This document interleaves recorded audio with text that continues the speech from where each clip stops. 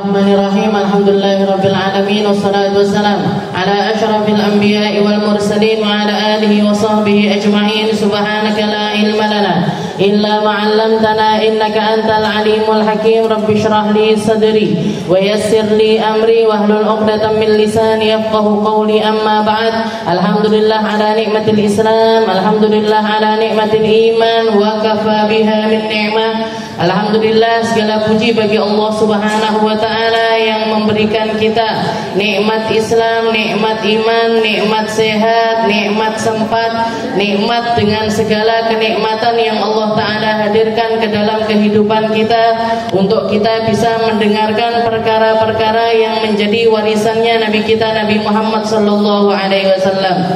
Kita bisa ngambil ilmunya Nabi, kita bisa ngambil jalan hidupnya Nabi, kita bisa ngambil perkara yang Allah Ta'ala titipkan kepada manusia-manusia termulia, karena tugas ini adalah tugas yang paling mulia, profesi yang paling mulia, yaitu menghantarkan risalahnya Allah Ta'ala kepada umat, menghantarkan perkara-perkara yang datangnya dari Allah, entah itu bentuknya sebagai Al-Quran atau bentuknya sebagai As-Sunnah. Semuanya adalah perkara-perkara yang Allah Ta'ala datangkan kepada Nabi untuk disampaikan kepada umat.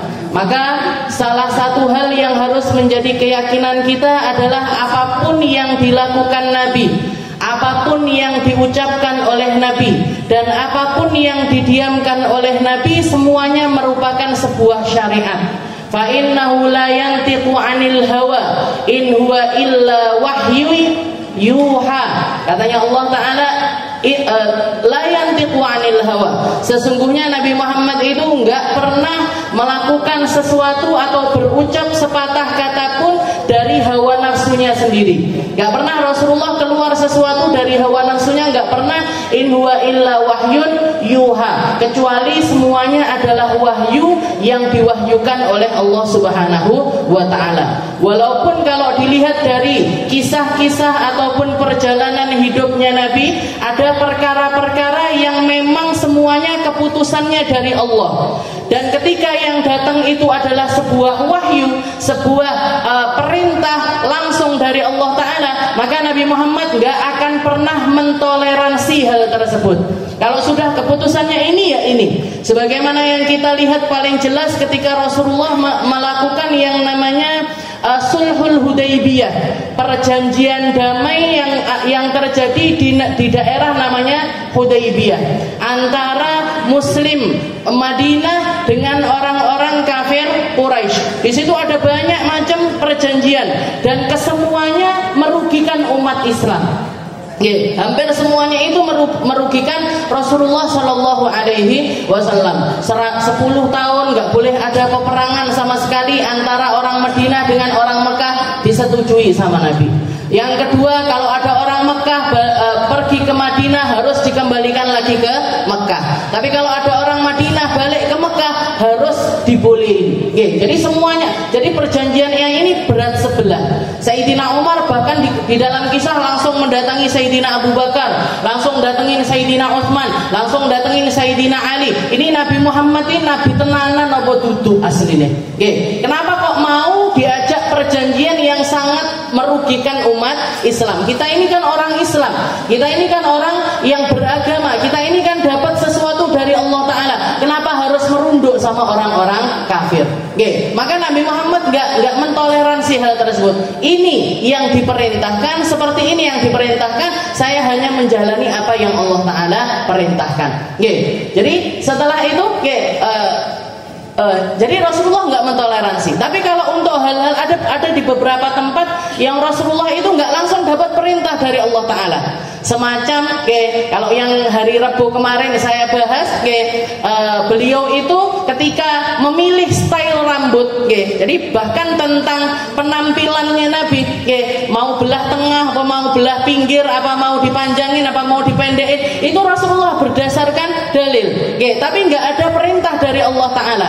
Maka Rasulullah langsung mengisbatkan atau ngambil inspirasinya itu dari orang-orang Yahudi.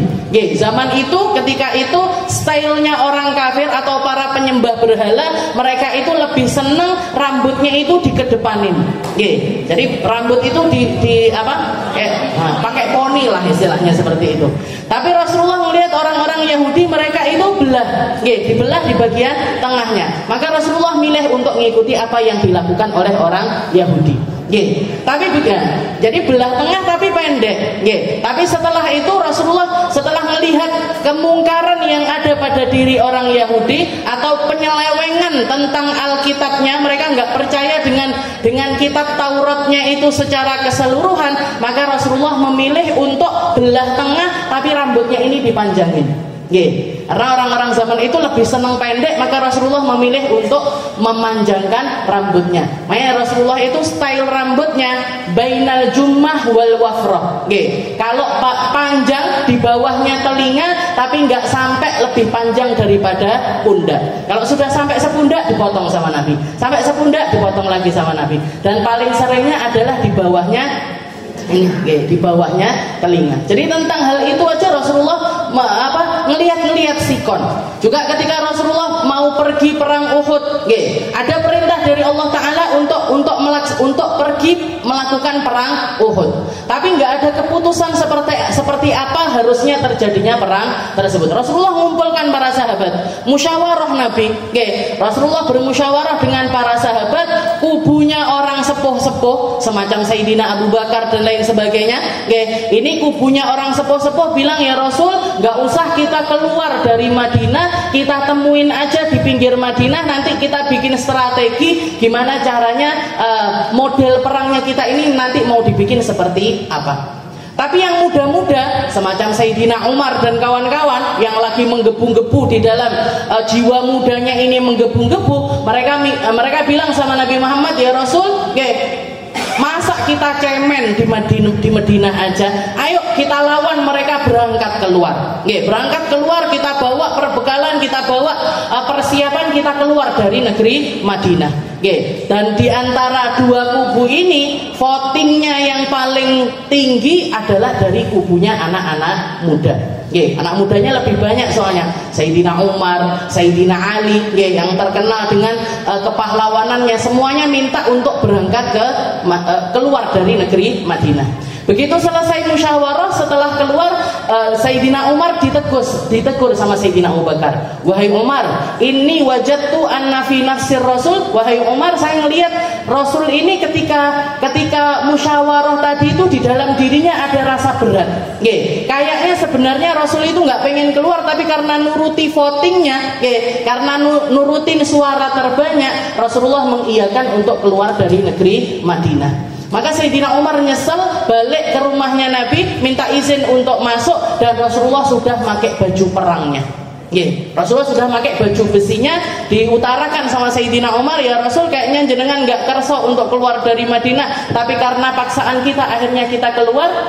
Katanya Nabi Muhammad, ma la yambaghi lin nabi, katanya Rasul, tidak layak untuk seorang nabi ataupun seorang rasul yang sudah pakai baju besi untuk menanggalkan baju besinya kembali. Ayo berangkat kita ke Uhud. Ayo berangkat kita untuk berperang melawan ajakannya orang-orang kafir Quraisy. Yang pada akhirnya terjadi kekalahan di kubunya orang-orang Muslim, walaupun kalahnya ini korban jiwanya masih tetap lebih banyak dari kalangan orang kafir. Tapi karena panglima perangnya jatuh dan benderanya umat Muslim juga jatuh, akhirnya dikatakan kalau umat Muslim ini mengalami kekalahan di perang Uhud tersebut.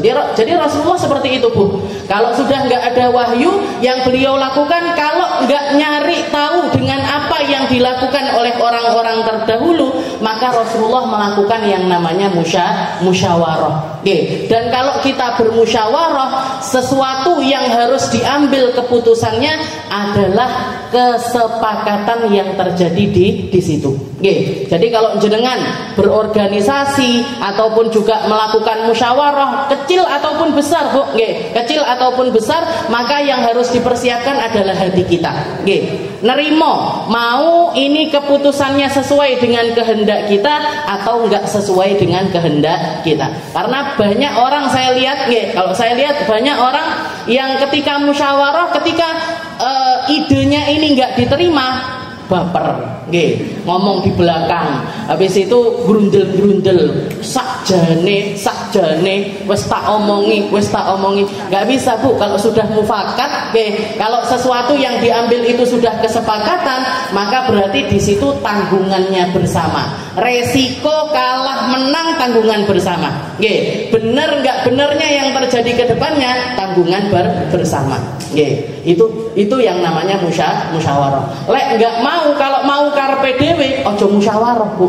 Jadi kalau jenengan jadi pemimpin dan nggak mau tahu dengan idenya orang, nggak mau tahu dengan pendapatnya orang lain, nggak usah musyawarah, lakonono dewi, dilakukan sendiri saja. Kita lanjutkan pembahasan kita di dalam kitab Taqriratus Sadidah ila an qala al-muallif rahimahullahu taala wa nafa'ana bihi wa bi'udumi fid darain amin al-amsadul masnunah wa hiya katsiratun minha ghuslul jum'ah wa ghuslul idain wa ghuslu ghasilil mayyit. Kalau pertemuan yang lalu kita bahas tentang tata cara mandi dan juga sunnah-sunnahnya mandi. Tata caranya mandi yang wajib cuma 2, yaitu niat dan juga meratakan air ke seluruh badan. Tapi kalau sunnah-sunnahnya banyak sekali, berdiri, baca basmalah, kumur-kumur, wudu di awal, di tengah ataupun di akhir, kencing dulu, bersihin bagian kemaluan terlebih dahulu dan lain sebagainya. Itu semuanya adalah tambahan-tambahan kesunahan di dalam mandinya kita. Dan juga kita juga sudah bahas tentang penyebabnya mandi. Penyebab mandi wajib, yaitu 6 perkara: suci dari haid, suci dari nifas, setelah melahirkan, al-jima, berhubungan badan, setelah itu juga keluarnya mani, dan yang terakhir adalah kematian. 6 hal ini yang mewajibkan seseorang untuk mandi. Selain 6 perkara ini, maka mandi-mandi yang lain ini hukumnya adalah sunnah. Tapi yang namanya sunnah itu ada istilahnya gini. Semua syariatnya Allah Ta'ala ini ada yang wajib, ada yang sunnah. Ada yang wajib, ada yang sunnah. Kayak misalkan kita sholat, ada sholat wajib. Apa sholat wajib? Ya sholat 5 waktu itu sholat wajib. Kalau kita mau nambahi, maka tambahannya ini namanya adalah sholat sunnah. Tapi dari sekian banyak sholat sunnah, itu ada yang muakkadah, ada yang zaidah. Jadi kalau sunnah itu ada yang sangat ditekankan sama syariat. Istilahnya kalau kita meninggalkan hal tersebut, ini ada sesuatu yang kurang. Itu namanya sunnah muakkadah. Sholat sunnah, tapi sunnahnya ini sangat ditekankan sama Rasulullah Shallallahu Alaihi Wasallam. Tapi ada yang lainnya di bawahnya lagi, namanya sunnah-sunnah zaidah. Kalau sunnah yang muakkadah ini semacam apa? Kayak kalau misalkan kita untuk hariannya, untuk sholat sunnah hariannya, maka qobliyah subuh itu sunnah muakkadah. Qobliyah duhur 2 rakaat itu muakkadah. 2 rakaat setelah duhur muakkadah. 2 rakaat setelah maghrib muakkadah. 2 rakaat setelah isya juga muakkadah. Yang dikatakan Rasulullah nggak pernah meninggalkannya la fis safar wala fil hadar. Ketika beliau di rumah ataupun ketika beliau bepergian, sholat-sholat ini nggak pernah ditinggal sama sekali. Bahkan seringkali beliau melakukannya di atas kendaraan. Jadi di atas kendaraan ini tetap dilaksanakan sholat-sholat sunnah tersebut. Jadi ada yang muakkadah, ada yang ghairu muakkadah. Yang ghairu muakkadah apa? Di bawahnya lagi.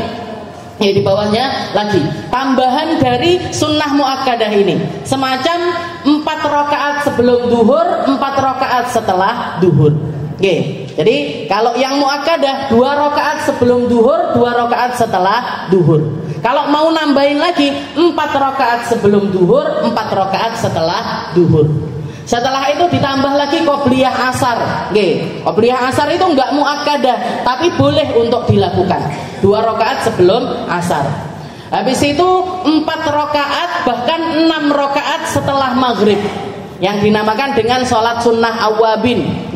Sholat sunnahnya orang-orang baik itu biasanya rutin habis maghrib itu nambahi 6 rakaat. Yang dikatakan sama Nabi Muhammad, man shalla sitta rakaat, barang siapa yang sholat 6 rakaat setelah maghrib, maka pahalanya kayak umroh, taman. Jadi jenengan bisa selene umroh bendino iso Bu. 6 rakaat setelah maghrib. 6 rakaat setelah maghrib. Ditambah lagi 4 rakaat setelah isya. Nah ini muakkadah ini. Nanti ada tambahannya lagi. Semacam apa? Semacam sholat sunnah Idul Adha, sholat sunnah Idul Fitri. Itu para ulama mengatakan kada ayyakuna wajiban. Itu hampir menjadi sesuatu yang wajib.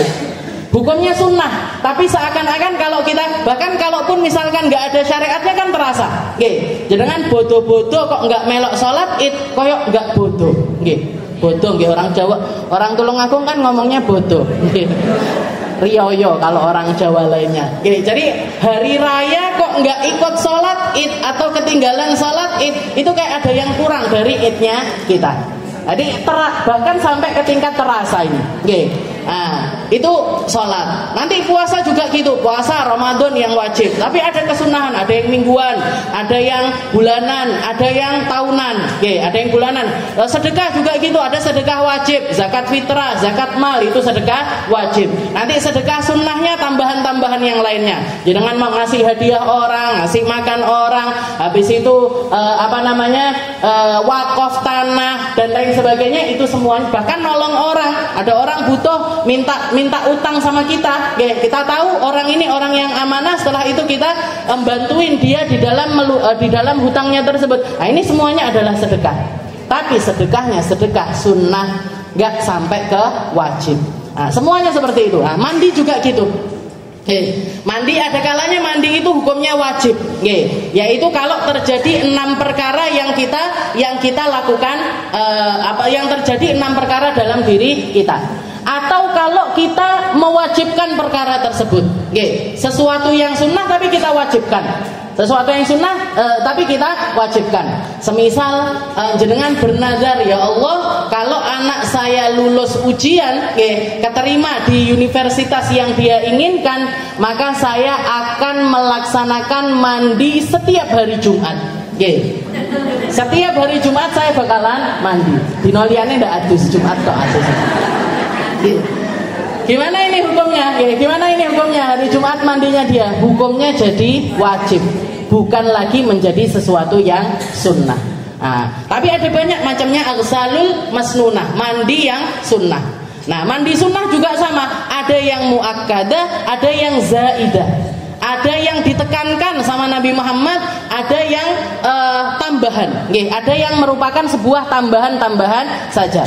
Yang paling ditekankan sama Nabi apa? Yang pertama adalah ghuslul jum'ah, mandi Jumat, mandi Jumat. Wa ghuslul jum'at wa huwa afdaluha. Nah, mandi Jumat ini mandi sunnah yang paling tinggi derajatnya. Mandi sunnah yang paling tinggi derajatnya. Li'annahu qil biwujubi, karena sebagian ulama mewajibkan mandi Jumat. Kayak Imam Hambali itu wajib. Di madhabnya Hambali mandi Jumat itu hukumnya wajib. Malikiyah juga mewajibkan mandi Jumat. Madhab Maliki, makanya jangan kalau ke Mekah, ke Madinah, rata-rata di situ madhabnya madhab Maliki, lek Jumat adus Bu. Jadi mau berangkat sholat Jumat itu mandi, dan mandinya harus mepet. Mandinya harus mepet. Jadi mau berangkat itu baru mandi. Kalau di madhabnya Imam Syafi'i lebih longgar. Di madhabnya Imam Syafi'i ini li'annahu qil. Kita di Indonesia ini rata-rata orangnya madhabnya adalah madhab Syafi'iyah. Jadi kalau di madhabnya Imam Syafi'i mandi Jumat itu nggak sampai ke tingkat wajib. Walaupun banyak hadis yang mengatakan, Rasulullah mengatakan ghuslul jum'ah wajib ala kulli muhtalim. Rasulullah pernah mengatakan mandi Jumat itu wajib untuk setiap laki-laki yang pernah ihtilam. Pernah ihtilam ini berarti pokoknya laki-laki dia sudah balik, maka wajib hukumnya untuk mandi. Wajib hukumnya untuk mandi di hari Jumat untuk melaksanakan ibadah sholat Jumat. Ya, jadi istilahnya gini. kewajibannya dia mandi di hari Jumat tersebut karena dia akan melakukan kewajiban yang lain, yaitu sholat Jumat. Karena sholatnya wajib, akhirnya mandinya juga ikut menjadi sesuatu yang wajib. Itu di madhabnya Imam Malik. Tapi menurut Imam Syafi'i, kewajiban di sini maksudnya Nabi kesunahan yang sangat ditekankan. Kesunahan yang sangat ditekankan. Jadi nggak sampai ke tingkat wajib, tapi sunnah yang paling tinggi. Wa yadkhul waqtuhu bi tulu'il fajr wa yakhruj waqtuhu bil ya's min huduril jum'ah wa yusannu liman yuridu ay yahdurul jum'ah. Dan dikatakan kapan orang, jadi sama halnya kayak sholat, sama halnya seperti sholat itu ada waktu masuknya, ada waktu keluarnya. Kalau sholat subuh, kapan kita bisa sholat subuh? Inda tulu'i al-fajri sodik, ketika fajar sodiknya sudah keluar. Kapan keluarnya waktu sholat subuh? Inda tulu'i syams, ketika matahari itu terbit, bunderannya sudah keluar semua, maka di situ habis waktunya sholat subuh. Kalau jenengan sholat subuhnya di atas itu, sudah bukan adaan lagi, tapi jadinya qodhoan.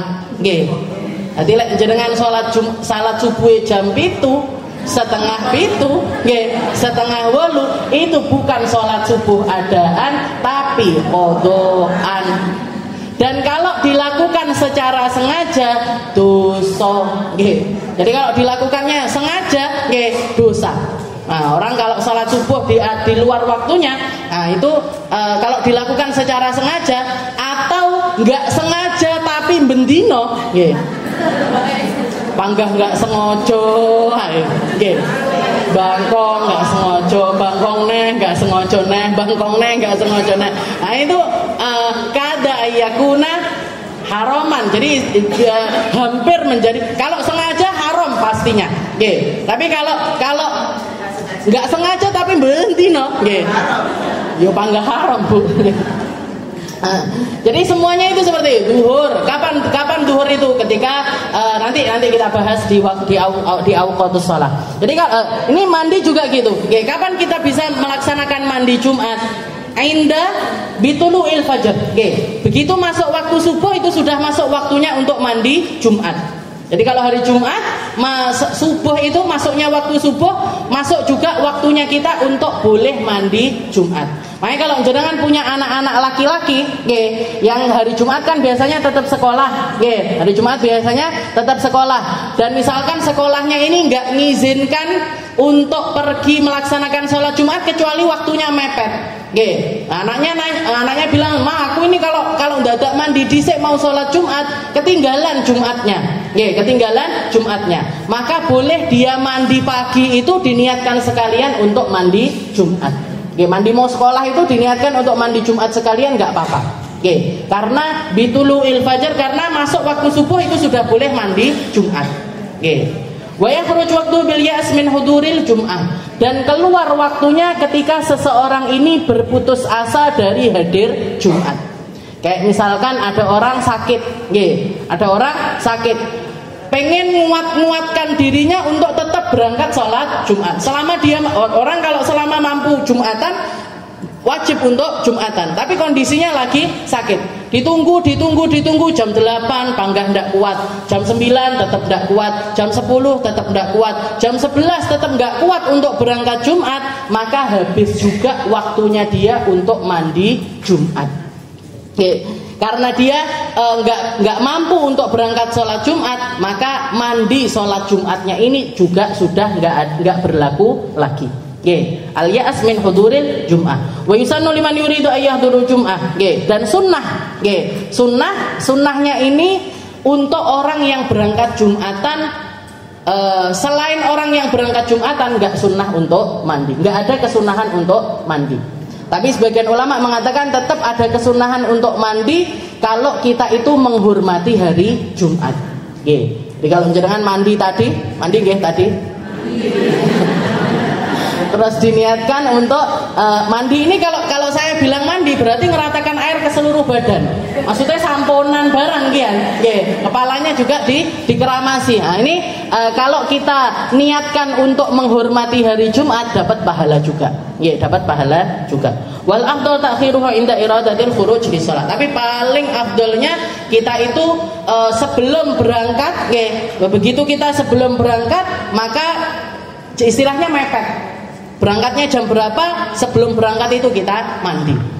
Kalau berangkatnya Jumatan jam 9, ya jam 9 itu mandi. Tapi kalau orang Indonesia kayaknya nggak ada. Jam 9 budal Jumatan ini nggak enak. Kalau di Hadramut Bu, orang berangkat Jumat jam 10 itu sudah telat. Dulu waktu saya di Tarim, orang berangkat jam 10 pagi itu pergi ke masjid, itu masjid sudah penuh. Toko-toko tutup semua, pasar itu tutup semua, karena semuanya berlomba-lomba untuk jadi orang paling awal melaksanakan masuk ke dalam masjid di hari Jumat.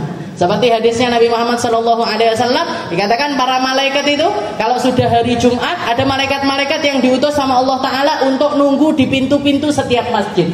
Di pintu-pintu masjid itu berdiri para malaikat, buka buku catatannya. Nanti kalau orang-orang yang pertama masuk dicatat fulan.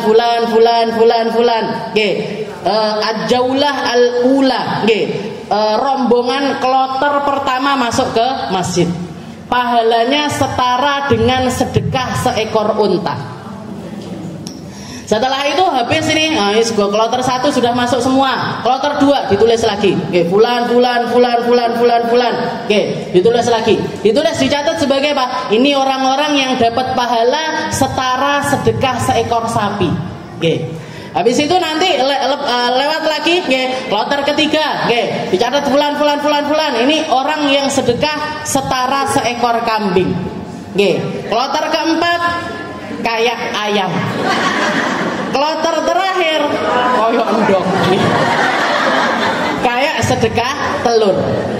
Setelah itu dikatakan begitu khotib berdiri untuk melaksanakan khutbah, berarti setelah selesai adzan yang pertama, adzan pertama selesai, habis itu adzan kedua khotibnya sudah berdiri di atas mimbar, ditutup buku catatannya, malaikatnya duduk ikut dengarkan khutbah. Dadi lek sing mlayu pas Jumatan, jenenge ndak enek Bu ning ngene. Jadi kalau orang khotibnya sudah berdiri kok sik mlayu-mlayu, ini namanya aja nggak kecatat ini di dalam buku catatannya malaikat yang nulis orang-orang yang hadir Jumat. Jadi memang ini krisis ya Bu ya, kalau saya lihat itu krisis sekali. Ya orang sekarang itu punya anak laki-laki, saya sampai kadang-kadang ini perhatiannya sama mandi, perhatiannya sama Jumatan dan lain sebagainya itu sudah sangat merosot sekali. Saya itu beberapa kali lihat kalau pulang nganterkan makanan ke rumah saya itu anak kecil-kecil itu berangkat Jumatan. Anak kecil-kecil berangkat Jumatan. Khotibnya sudah khutbah. Khotibnya sudah khutbah, dia jalan nyantai jalannya. Aku karo santai. Setelah itu yang lebih saya heran lagi, ketika saya lewat papasan itu ambune sang. Berarti ndak adus, berarti nggak mandi. Sudah gitu bajunya yang dipakai ini kayaknya baju sebagian pakai baju seragam. Saya sampai gini, ini apa nggak punya ibu sebenarnya? Apa nggak punya ibu yang nyiapkan bajunya, yang ngasih wangi-wangian, yang ngerapikan dia dan lain sebagainya? Kok kumus budal Jumatan? Kumus berangkat sholat Jumat. Ya nasallallahu salamah. At-takhir inda iradatil khuruj lis shalah. Jadi maksimalnya adalah ketika seseorang paling afdolnya adalah mau berangkat mandi dulu. Jadi mepet antara mandinya dengan sholat Jumat. Karena memang intinya Rasulullah itu kalau orang lagi kumpul-kumpul banyak, orang kalau kita masuk di dalam perkumpulan orang banyak, penampilan itu harus menjadi sesuatu yang kita perhatikan, harus diperhatikan nih Bu. Mau berangkat dicium keletnya, bau apa enggak, kalau memang baunya agak nggak enak dikasih parfum tipis-tipis, dilihat mulutnya, enak apa enggak baunya, kalau nggak enak sikatan dulu, jadi kerapian badan itu ketika kita duduk bareng orang itu harus diperhatikan, jangan sampai orang sebelah kita ini tersakiti dengan nggak sakit itu secara fisik nggak sakit, tapi irunge mesakne. Jadi ayat turun wal afdal takhiruh inda iradatil khuruj lis shalah. Setelah itu mandi yang kedua, mandi sunnah yang kedua yang juga paling afdal adalah ghuslul idain, mandi hari raya. Mandi hari raya itu juga merupakan sesuatu yang ditekankan oleh Rasulullah sallallahu alaihi wasallam. Jadi ghusl Jum'ah wa yadkhul waqtuhu min muntasifil lail. Kalau mandi hari raya ini waktunya lebih mundur lagi. Orang boleh mandi hari raya itu min muntasifil lail, dari tengah malam. Jadi malam di paro 2 itu sudah masuk waktunya. Jadi misalkan maghrib itu jam 6 misalkan gitu. Walaupun maghribnya kita setengah 6 biar hitungannya gampang. Maghrib itu jam 6 misalkan. 6, 7, 8, 9, 10, 11 12, 1, 2, 3, 4 misalkan jam 4 subuhnya, berarti malam itu 10 jam. Malam itu totalnya adalah 10 jam. Jenengan paro 2 7, 8, 9, 10, 11. Di atas jam 11 sudah boleh melaksanakan mandi hari raya. Kenapa kok waktunya mundur? Karena dikatakan di zamannya Nabi, para sahabat-sahabat yang rumahnya di pelosok-pelosok, yang di gunung-gunung, yang di tempat-tempat badui yang jauh-jauh, itu semuanya pengen sholat Id bersama dengan Rasulullah Shallallahu Alaihi Wasallam. Dan kalau mereka berangkatnya itu setelah subuh, mesti nggak nutut. Kalau berangkatnya setelah subuh nggak nutut untuk dapat sholat Idul Fitri bersama, Idul Fitri ataupun Idul Adha bersama dengan Nabi. Maka mereka sudah mandi dari tengah malam, sebelum subuh sudah berangkat sholat subuh di masjidnya Nabi sekalian sama sholat Idul Fitri dan juga Idul Adha. Dan Rasulullah mendiamkan hal tersebut.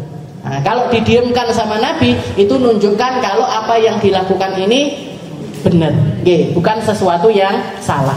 Kalau hari Jumat masuknya dari subuh. Kenapa? Karena orang-orang yang di pelosok-pelosok Rasulullah sudah bikin pos-pos khusus. Masjid ini imamnya ini, muadzinnya ini, khotibnya ini. Masjid ini imamnya, khotibnya, muadzinnya. Jadi sudah diplot-plot sama Nabi Muhammad. Jadi mereka sholat Jumatnya di tempatnya masing-masing. Tapi kalau sholat Idul Fitri, Idul Adha, mereka pengen bareng-bareng sama Nabi, jadi berangkatnya dari sebelum subuh. Nah, jadi ini tetap berlaku sampai zaman sekarang. Sudah boleh mandi Jumat min muntasifil lail, dari tengah malam. Wa yakhruju waqtuhu bi ghurubis syams. Habisnya waktunya kapan? Sampai terbenamnya matahari, sampai maghrib. Jadi seharian itu lek jenengan mandi, misalkan lagi haid, orang-orang yang didahulukan untuk mandi yang berangkat sholat Id misalkan, suaminya jenengan, anak-anaknya jenengan lagi nggak sholat, beres-beres rumah, timbangan engko adus keringetan mandi keringatan lagi, maka mandinya setelah orang-orang turun dari Id itu jenengan baru mandi. Gimana ini? Sah apa enggak mandi? Dapat pahala apa enggak mandi Idul Fitrinya? Tetap dapat. Karena mandi Id itu bisa dilakukan sampai terbenamnya matahari. Jadi mau itu pagi, mau itu siang, mau itu sore, kalau kita niatkan mandi hari raya dapat pahalanya. La liman yuridu hudurul shalah faqad fayusannu walau min haid wa ghairu mumayyiz. Dikatakan di sini, jadi kesunahan ini kalau Jumat itu sunnahnya untuk yang hadir. Kalau Idul Fitri, Idul Adha, sunnahnya mandi itu untuk harinya. Jadi sunnah untuk mandi dan memandikan apapun yang sekiranya itu pantas untuk dimandikan. Kayak misalkan jenengan punya anak kecil, anak bayi, belum balik, belum mumayyiz, bahkan di bawahnya umur 6 tahun, 7 tahun. Nah ini gimana? Ditusi apa enggak bocah? Ditusi, Bu. Dan niatkan mandi hari raya. Jenengan dapat pahalanya. Jenengan dapat pahalanya. Jenengan punya hewan peliharaan misalkan, punya kucing misalkan, punya kelinci, burung misalkan, hari raya ditusi, dapat pahalanya, sebagai bentuk penghormatannya kita dengan hari raya. Jadi bukan cuma manusia aja, hewan, kalau kita punya hewan peliharaan juga sunnah untuk dimandikan. Rasulullah sallallahu alaihi wasallam mengatakan inna hadza yaumun ja'alallahu 'idan lil muslimin faghtasilu. Katanya Nabi Muhammad, hadzal yaum, hari raya ini adalah hari yang ditentukan sama Allah taala untuk kalian bergembira. Maka faghtasilu, maka untuk merayakan kegembiraan itu mandilah. Nggih. Wa man kana 'indahu tib fala yadurru ayyamassahu. Dan orang yang punya parfum enggak apa-apa pakai parfumnya.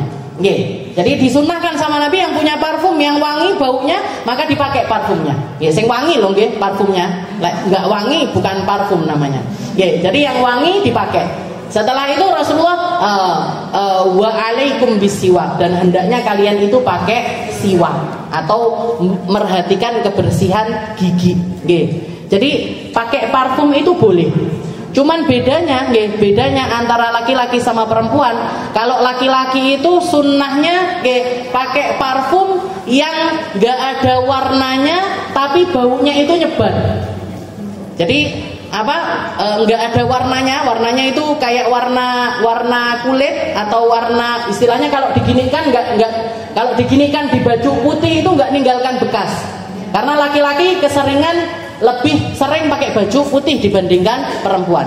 Jadi sunnahnya kalau pakai parfum, pilih parfum yang kalau diginikan itu nggak keluar, nggak nempel di baju putih, biar nggak sulit bojone lek ngumbah. Oke.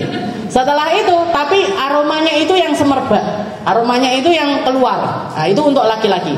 Kalau perempuan sunnahnya yang ninggalkan bekas, yang kalau ditaruh itu ninggalkan bekas, tapi aromanya itu ringan, soft, dan makainya bukan di luar, nggak diserot sampai bawah, enggak.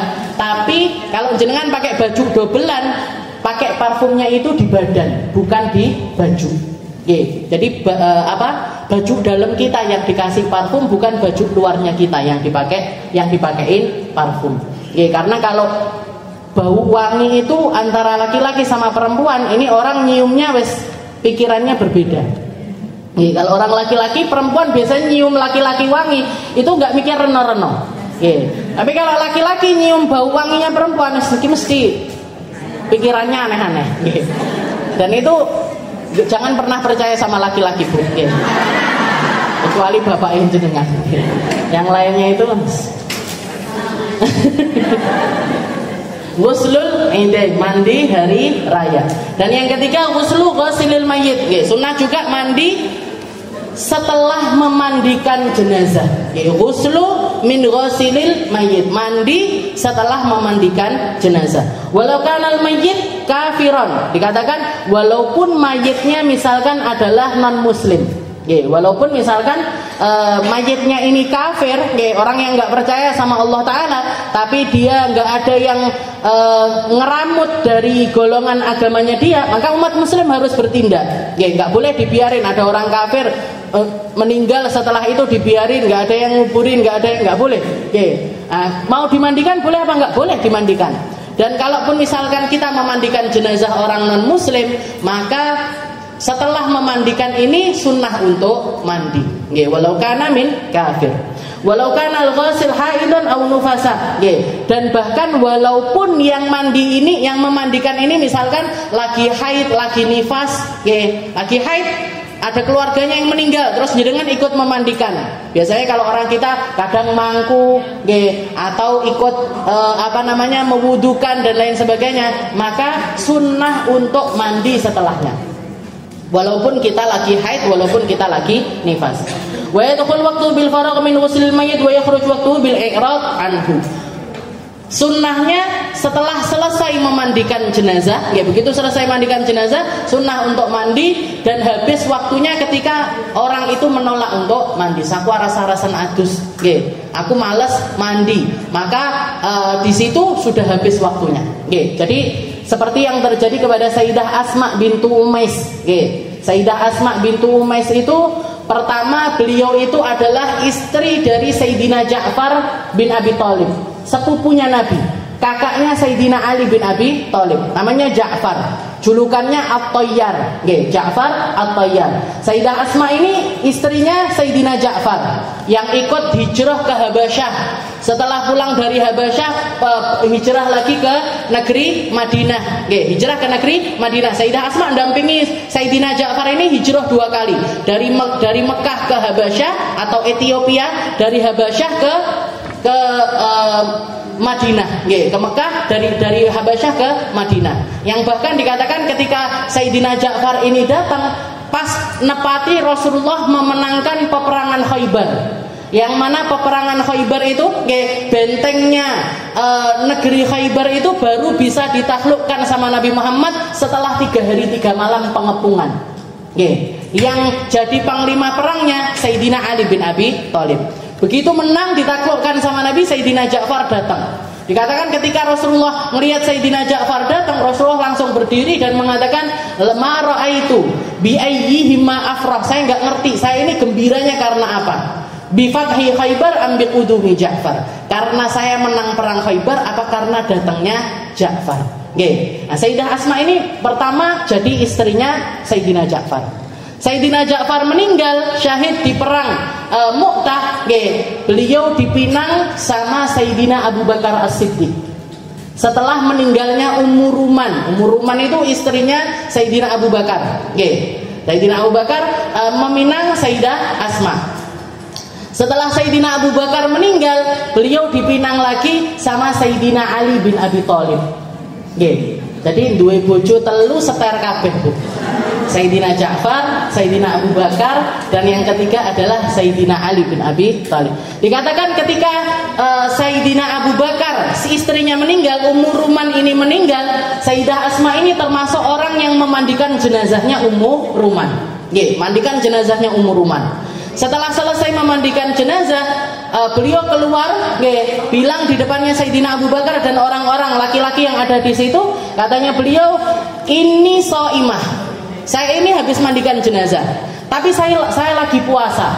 Wal bar dan wal jauh barat, dan kita lagi di musim dingin. Saya kayaknya kalau mandi ini nggak kuat. Kalau saya lagi puasa harus mandi di musim yang semacam ini, kayaknya saya nggak kuat. Apa boleh kalau saya itu nggak mandi setelah memandikan jenazah?" Maka serempak semuanya mengatakan nggak apa-apa. Serempak para sahabat mengatakan nggak apa-apa. Ini nunjukkan kalau mandi setelah memandikan jenazah ini hukumnya bukan wajib tapi sunnah. Hukumnya bukan wajib tapi sunnah. Ghuslu min ghasilil mayyit. Dan yang keempat, ghuslul istisqa. Mandi kalau kita mau melaksanakan sholat istisqa. Istisqa itu sholat minta hujan. Sholat minta hujan.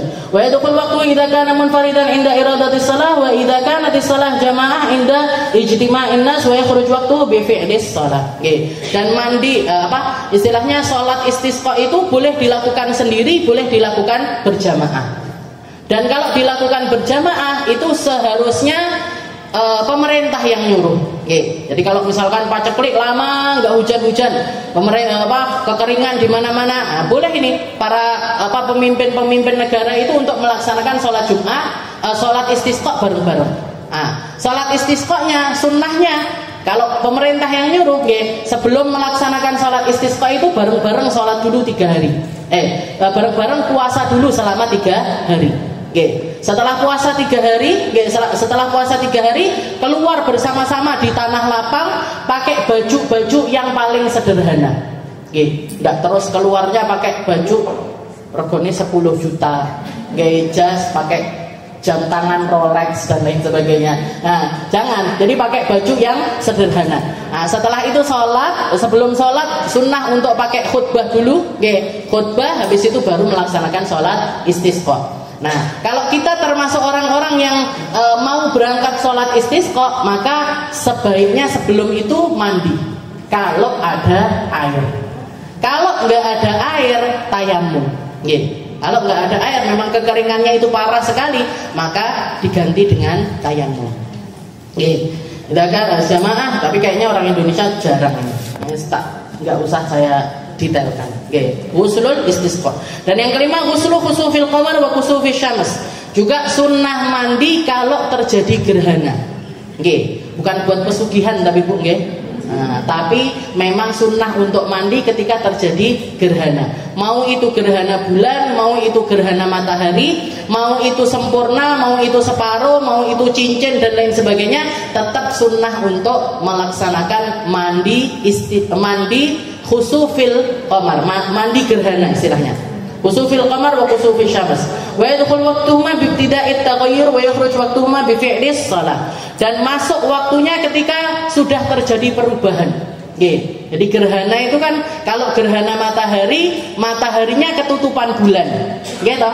Nah, ini begitu bulatannya bulan itu tadi masuk ke bulatannya matahari, maka di situ sudah masuk waktunya untuk mandi, waktunya untuk sholat gerhana matahari.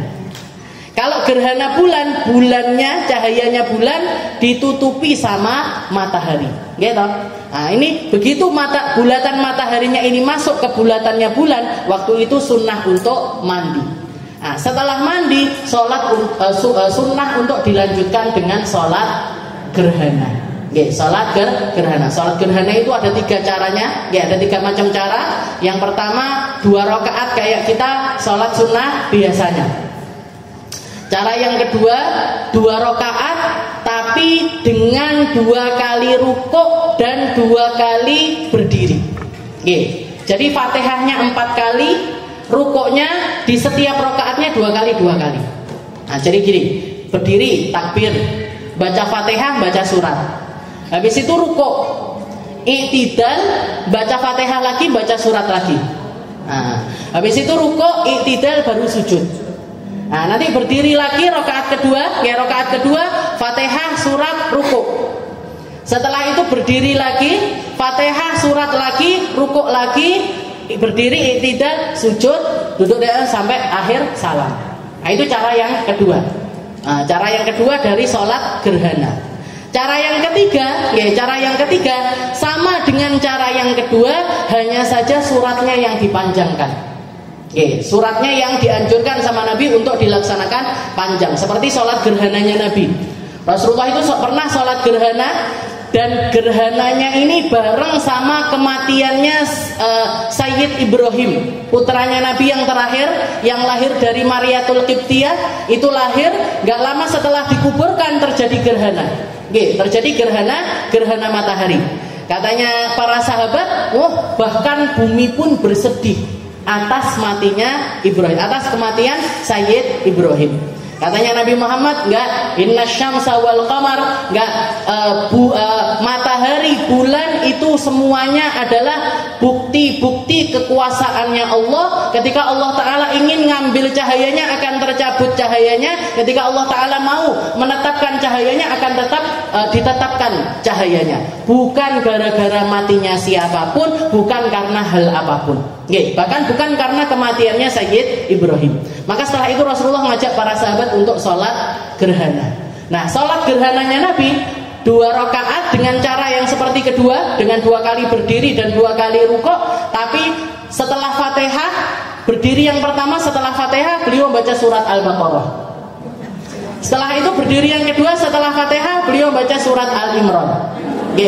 Setelah itu yang ketiga, setelah Fatihah beliau baca surat An-Nisa, dan yang terakhir baca surat Al-Maidah. 7 juz, 2 kali, 2 rakaat tapi 7 juz. Ini cara yang ketiga, dan kayaknya hampir punah. Kayaknya saya nggak pernah dengar orang sholat dengan cara ini, kecuali 1 orang. Saya pernah dengar ada 1 orang yang melaksanakan sholat gerhana dengan cara ini, yaitu abahnya guru saya. Abahnya guru saya. Jadi Habib Umar itu punya istri namanya Hubabah Nur. Hubabah Nur punya abah namanya Habib Muhammad Al-Haddar, yang terkenal dari beliau itu adalah kekuatan ibadahnya. Beliau pernah sholat gerhana dengan cara ini. Jadi Al-Baqarah, Al-Imran, An-Nisa, Al-Maidah. Jenengan loh mikir tak wes kesel. Kita mikir tak sudah capek, tapi beliau melakukan itu. Bahkan pernah diceritakan beliau pernah sholat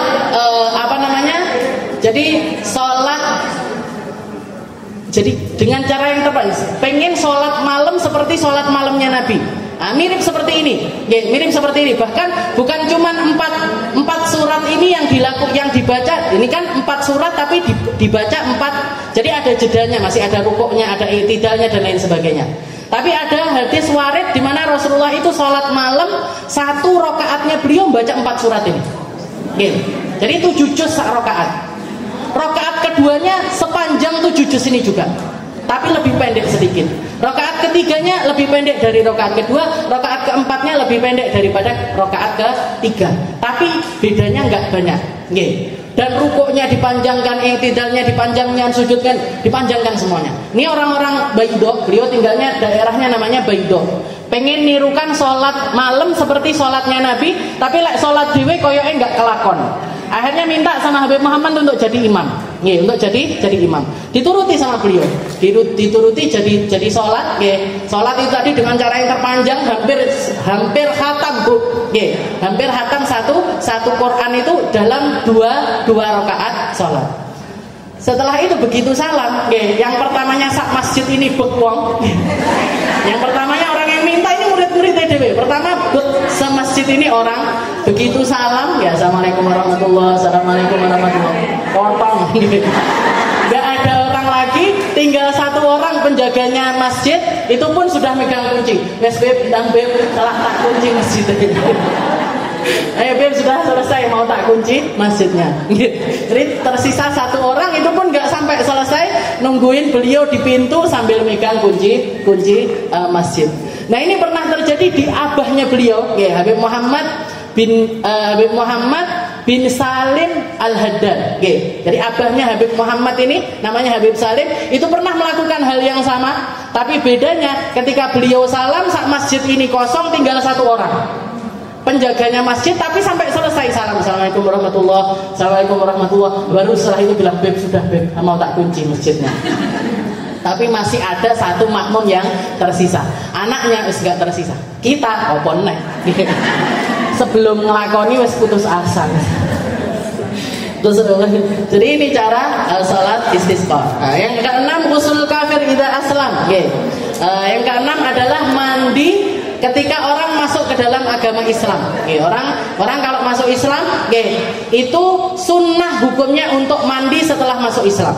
Sebagaimana Rasulullah pernah nyuruh salah satu gubernur di daerah, kalau sekarang namanya Son'a, gubernurnya Son'a itu masuk ke dalam agama Islam di hadapannya Nabi. Setelah selesai syahadat sama Rasulullah, idhab ila dari fulan, pergi kamu ke rumahnya sumur yang ada di tempat ini. Setelah itu wudulah dan mandilah dan wudu di tempat tersebut. Ini menunjukkan kalau mandinya itu dari perintahnya Nabi. Tapi para ulama berbeda pendapat. Ada yang bilang jadi setelah orang masuk ke dalam agama Islam itu sunnah untuk mandi kalau dia belum pernah ihtilam, kalau dia belum pernah kedapatan janabah, belum pernah mimpi basah, belum pernah berhubungan badan dan lain sebagainya, maka hukumnya sunnah. Tapi kalau yang sudah pernah janabah, pernah junub, maka hukumnya wajib. Jadi misalkan berarti kalau seorang masuk Islamnya itu setelah balik, maka sudah dipastikan dia wajib mandi setelah dia bersyahadat. Mandinya bukan karena dia ini kotor, setelah itu harus membersihkan dirinya, enggak. Tapi karena dia sudah memiliki janabah di dalam dirinya, jadi akhirnya menjadi wajib untuk mandi. Itu yang ke-6. Yang ke-7 al-ghuslu li ifaqatil majnun wal mughma alaih. Setelah itu mandi kalau orang sadar dari pingsan. Sadar dari pingsan, sadar dari kegilaan, itu setelahnya sunnah untuk mandi. Katanya Imam Syafi'i, qalla man janna illa wa anzal. Biasanya orang kalau gila ataupun orang kalau mughma alaih, pingsan, itu biasanya inzal, dibarengi dengan inzal, keluar sperma. Maka kalau memang jelas dia keluar sperma, wajib untuk mandi. Tapi kalau misalkan nggak kelihatan secara jelas, sunnah hukumnya untuk mandi. Itu nomor 7. Nomor 8 al-ghuslu lil hijamah, mandi setelah kita cantuk. Jangan kalau biasa bekam dicantuk keluar darah, dikeluarkan darah kotornya, maka setelahnya sunnah untuk mandi. Mewahiyah ikhrajud dam. Wa ghuslu lidukhulil masjid, sunnah juga mandi kalau kita mau masuk masjid. Mau masuk masjid ada kesunahan untuk mandi. Wa ghuslu kulli lailatin min layali Ramadan. Nah, juga mandi setiap malam-malam Ramadan.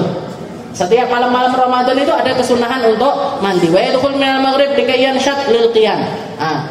Dan masuk waktunya mulai maghrib, bukan pas sore. Oke. Jadi biasanya orang kan mandi sore biar nanti maghrib isya langsung. Tapi kesunahan mandi Ramadan itu justru setelah maghrib. Setelah maghrib sunnah untuk mandi biar sholat isya dan sholat tarawehnya ini badannya fresh. Karena biasanya orang puasa itu kan lemes, baru semangat dengan makan. Tapi semangatnya setelah makan ini biasanya bikin ngantuk.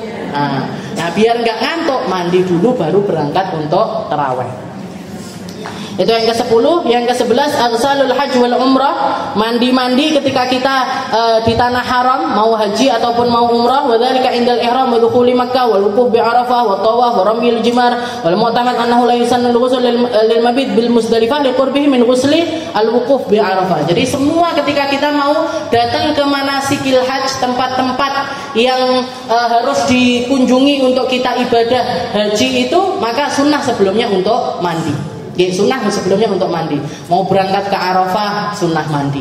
Mau berangkat ke Mina, sunnah untuk mandi. Cuman khilafnya di sini, yang ada khilaf adalah mandi untuk mabit di Muzdalifah, karena waktunya dekat sekali dengan Arafah. Jadi ketika kita di Arafah sama di Muzdalifah itu kan waktunya dekat, dilakukan di dalam satu hari. Maka sebagian ulama bilang enggak sunnah. Sunnah ketika mau berangkat ke Mina atau ketika sudah nyampe ke Mina. Baru sunnah untuk mandi.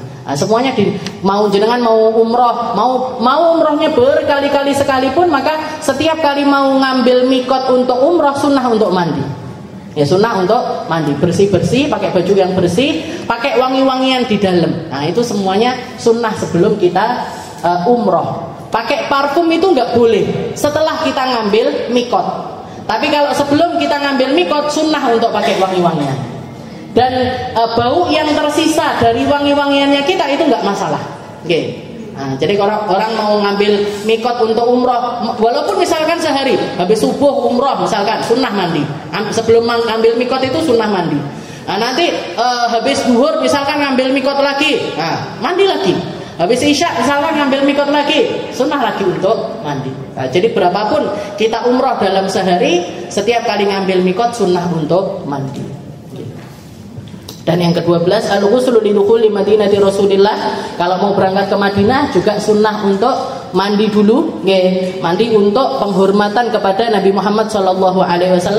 Dan yang terakhir adalah al-ghuslu li huduri ayyi mujtama' khairi lil muslimin.